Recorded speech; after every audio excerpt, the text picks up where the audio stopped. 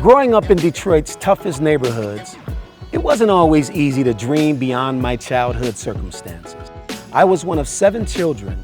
My parents never got much of a formal high school education, and all of us struggled to find opportunities in a community plagued by violence. The University of Colorado changed all of that for me. Led by backup quarterback Charles Johnson, Colorado has defeated Notre Dame 10-9. I know your friends call you CJ. Can I call you CJ? That's fine. I've been around the CU system for over 35 years. I understand CU's strengths and its shortcomings. And one of our biggest shortcomings is who has the access and opportunity to attend CU's 4 campuses and the incredible academic environment they provide. For years, I bused middle school students from poor neighborhoods to CU to plant the idea in their heads that college could be for them too. Adults call that closing the perception gap. The kids just call it having a fun weekend in Boulder watching a football game. But it's not enough.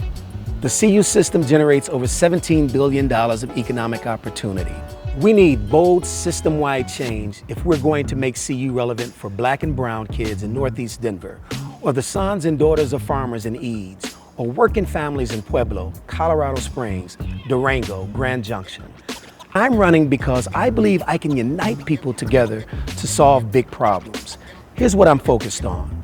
The rising cost of tuition is vastly outpacing the ability of many of our residents to pay.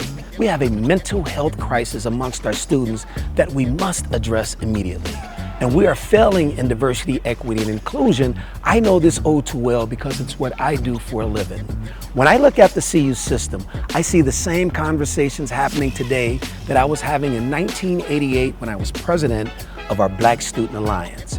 And finally, none of the things I've talked about will matter much if we don't get ahead of the climate crisis. I'm Charles Johnson. I'm running for CU Regent because it's time we give the University of Colorado system back to Colorado.